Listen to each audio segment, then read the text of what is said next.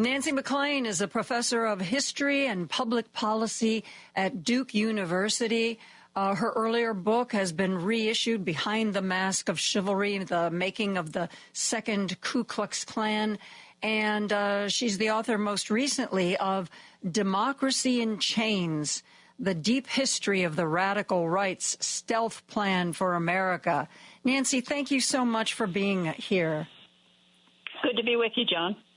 So does the radical right's plan have to be stealth anymore now that they have the House and the Senate and the White House? Yes, nice way nice challenge there. In fact, it's always been both. There's always been a public-facing aspect to the radical right project that I talk about in Democracy in Chains that include big think tanks like the Heritage Foundation and the Cato Institute, legal bodies like the Federalist Society, organizing enterprises like Americans for Prosperity. But then there's also been the behind-the-scenes work, right? And a lot of the behind-the-scenes work over time has focused on using disinformation as a strategy. And to my mind, that is, disinformation is per se a stealth strategy. When you try to mislead people about the facts in order to bring them to conclusions that may actually harm their own desires and needs. So I think, yes, absolutely, they are out in public and saying things that no one could have imagined being said, say, in 2008 or 2010, from the highest pillars of power. On the other hand, they were able to secure those positions of power through disinformation, through Fox, through Clear Channel, through Sinclair Broadcasting, all of that, and by essentially a judicial coup, by using dark money and stealth measures to ensure a 6-3 supermajority on the U.S. Supreme Court, which basically enabled Donald Trump to do anything he wanted and prevented him from facing legal accountability for his criminal attack on the Capitol. And that really cleared the way to his winning the election and bringing in those other figures on his coattails. We would have been looking at a very different election if figures like Charles Koch and Leonard Leo had not invested so much in Supreme Court capture. And Elon Musk in Donald Trump, investing in Donald Trump yes, for the long haul. Yes, they are building out the coalition now and it's very significant, the new partners coming out, old and new, Elon Musk being newer, but Peter Thiel, who was, of course, the mentor of the incoming Vice President, J.D. Vance, was a part of the Koch network and became more of what some people would call an accelerationist, wanting to have aggressive figures like Donald Trump and then J.D. Vance lead the charge. When we talk about the radical right, I think of people like Steve Bannon, but up until recently, I would have also thought of somebody like Mike Johnson, who is an extremely conservative human being, and yet maybe because he's Speaker and has been forced into a more the leadership role that he's in, Mike Johnson has put together a budget bill. It was supposed to be voted on this week, and it would keep the government running till March. Now, Donald Trump says it's a bad bill. Elon Musk says we should just go ahead and shut the government down. And Mike Johnson isn't looking like radical right anymore. He's starting to look centrist. I mean, is this a fluid description? Do people move in and out of these categories? Yeah, that's such an interesting way of putting it. The fact is this radical right movement eats its own, as we see with the primary challenges that have driven out previous generations or cohorts of radicals. Who remembers Paul Ryan today? But he was one. Back in the day, John Boehner, who was driven out before Paul Ryan was one. We could go on and on.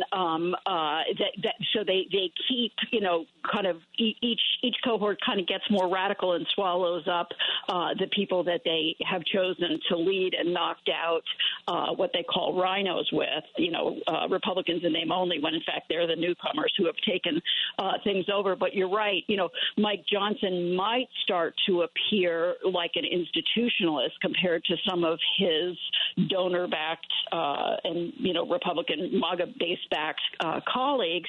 But at the same time, Mike Johnson's whole career has been a product of the combined plutocratic, fossil fuel and Christian nationalist complex of the the Council for National Policy, and he is a supporter of the push for a constitutional convention, an Article 5 constitutional convention. He's been an ally of that from his days in Louisiana.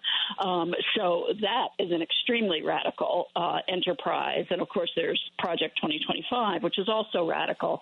So you're right that these are relative terms and that they've shifted over time as MAGA, frankly, has moved in a more fascistic direction. And the donors have supported that because they want to basically prevent democracy as we know it from challenging their power, particularly, but not only in the fossil fuel sector. The Washington Post just started reporting that apparently in the wake of Trump and Elon Musk's criticism, Republicans in the House now say I'm sorry, it's not funny. I shouldn't be laughing. The Republicans in the House now say they are not going to vote for this budget bill. And Elon Musk had the audacity to say, the voice of the people has triumphed. The voice of the people. He can't honestly believe that. Please, no. Just he's a demagogue, in classic mode. I mean, he has suppressed any independent voice of workers in his company. He's, viciously anti-union. What he is now is one of the petulant ultra-rich. But, we have let inequality in American society develop to such an unprecedented, an unparalleled point that we have, the richest men in the world acting like petulant children, smashing games, that they were not invited to and did not control. And so, Elon Musk seems crazier and crazier by the day, but the notion that he somehow represents the people is farcical. I mean, his entire agenda will inflict grievous harm, particularly on Trump voters. He is an enemy of health care provision. He is wants to privatize Social Security and Medicare. Wants to fire all these federal workers and end the programs that millions of people depend on. So, but I think what we need to do too is realize that most Americans at this point are so jaded they don't, to say that someone is hypocritical doesn't really catch their attention when they're, when three-fifths of the country is just struggling to get by. So I think it's really important that as we go into this new administration, we show very carefully the impact of the policy choices that this administration is pursuing and that its terrible appointments will inflict, show the impact of that on people's day-to-day life, whether it is their health care access, their conditions of work, their ability to find child care for their children, their public schools, quality of air and water. We could go on. Yeah. Well, that's going to be an interesting set of facts to see if we can connect because as I was talking to an earlier guest, so many of the interviews I've seen with Trump voters, he's not going to deport me. I'm a good immigrant. Basically, I don't believe, he's just Trump being Trump. He's not going to do all the things he says. And I'm thinking to myself, you're voting for somebody and you're counting on the fact that they're not going to do what they've said they're going to do. If there's that kind of a disconnect, I think God help us trying to convince them, by the way, the reason you didn't get that $25,000 to help you with the first-time home purchase is because that was Kamala's idea, not Donald Trump's idea. And you know what? You didn't. You voted against it. So I think it's it seems so obvious, can tell people how these new regulations and how new deregulation and all that is making their life more painful and more expensive. And I sure hope that's something we can do, because it seems like there's a real difficulty in trying to convince people that up is up and down is down these days. I'm talking to Professor Nancy MacLean from Duke University. Her book is Democracy in Chains, The Deep History of the Radical Right's Stealth Plan for America. We're going to take a real quick break. We're going to be back with more after this. Chicago's Progressive Talk, WCPT 820, where facts matter. Now back to Joan Esposito, live, local, and progressive on WCPT 820. And I'm talking with Nancy MacLean, a professor of history and public policy at Duke University, author of the recent book, Democracy in Chains, The Deep History of the Radical Right's Stealth Plan for America. Nancy, you mentioned the Koch family.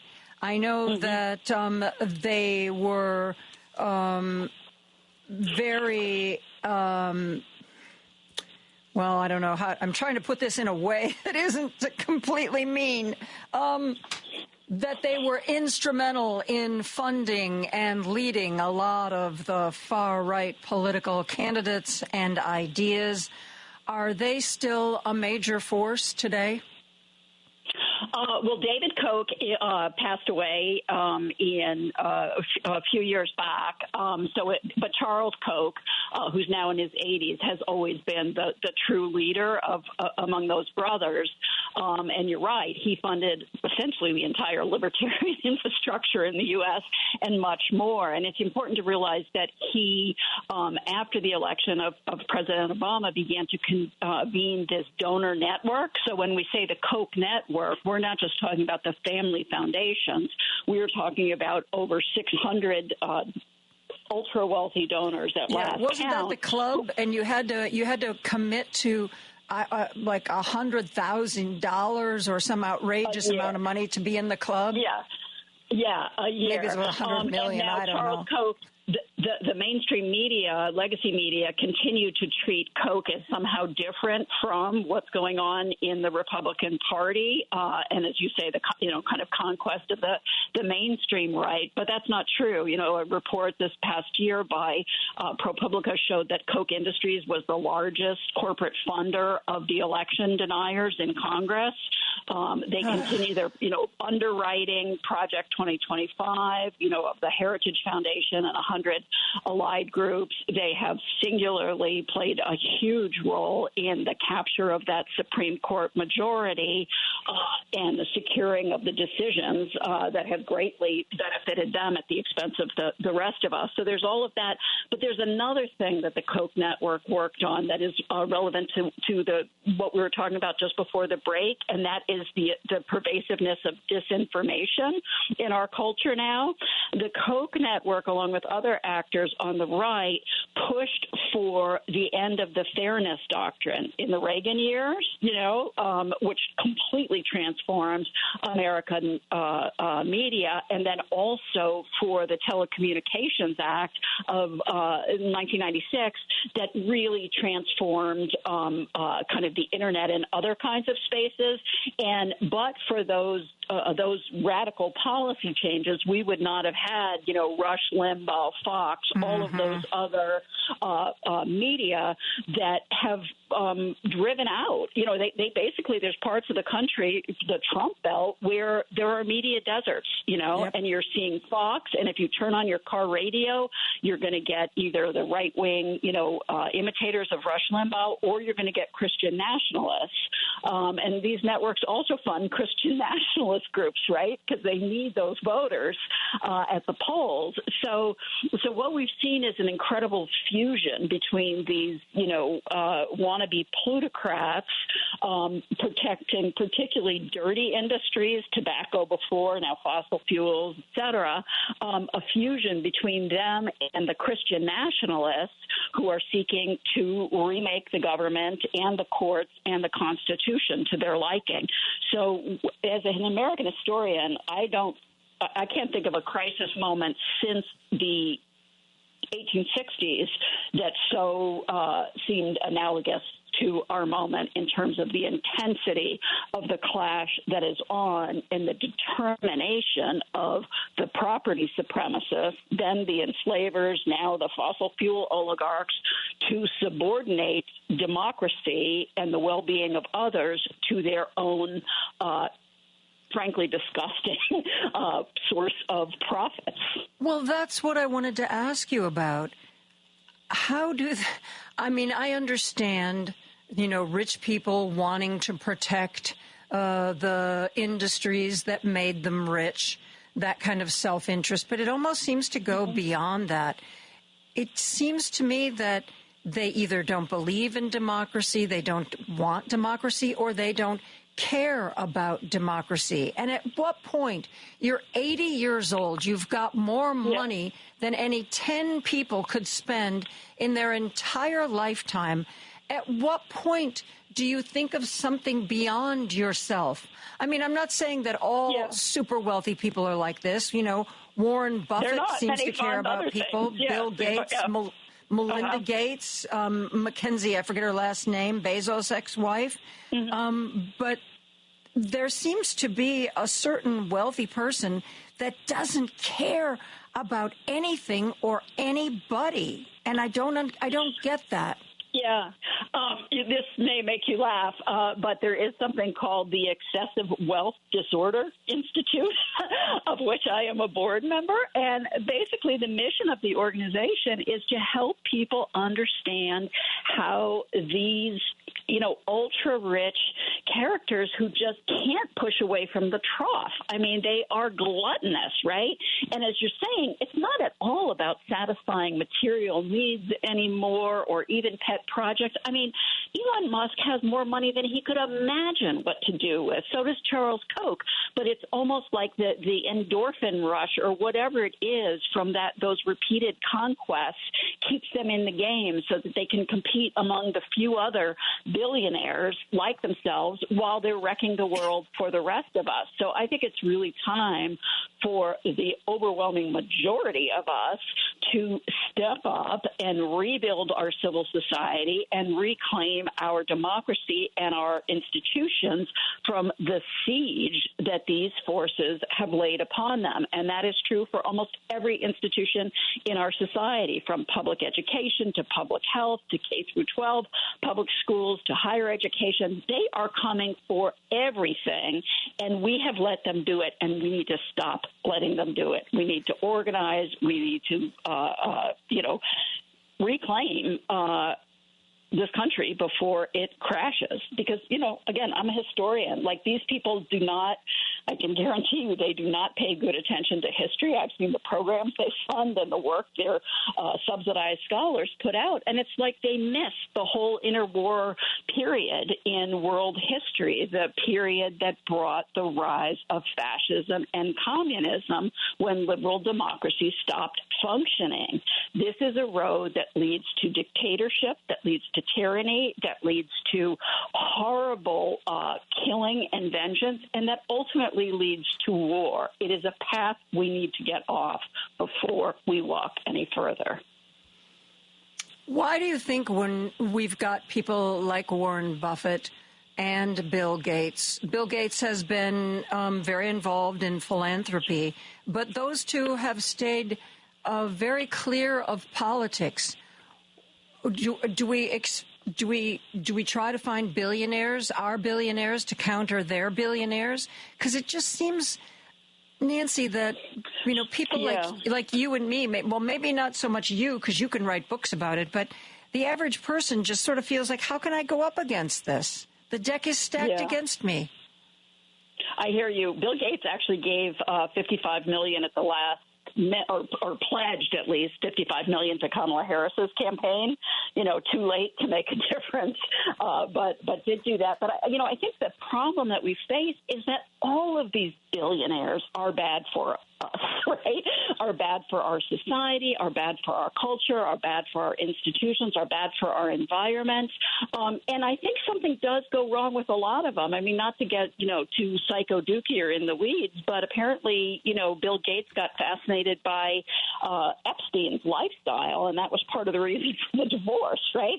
I mean, they just start to think of other people, as things, right, for their own pleasure, their own accumulation, or whatever. So I believe that we need to embrace, a much more stringent of taxation on the super high incomes, the ones that are, 0.01%, because those are the ones causing most of this trouble. And we need to be going back to a sane system of taxation, not just because we need the money to fund the things that they have gutted, but almost more fundamentally to save our culture and our democracy, because it's people in that 0.1% who get so full of themselves and so arrogant that they think they have a divine right to dominate the rest of us. And that's not the country any of us was born into or wants to live in. Nancy, I'm enjoying this conversation so much, but we are out of time. Please tell me that in the new year you will come back and talk with us again. Sure. It's always a pleasure. Yeah. And people God only knows. And get strong. We're in a weird period now because we know that bad things are going to roll out after January 20th, but it's not exactly clear what or how, and so we're in this kind of limbo stage that is very, very unsettling. But I think each one of us can really think deeply, perhaps over the holiday break, about what really matters to us. What is our bottom line? Where are we going to find our voices? Exactly. Where are we going to go into action? Because we can't all do everything, but we can all do something. That's right. Professor Nancy MacLean from Duke University. The book is Democracy in Chains, The Deep History of the Radical Right's Stealth Plan for America. Nancy, I will talk to you again in the new year. Take care of yourself. All right. You too, Joan. Thanks. Bye-bye. Bye.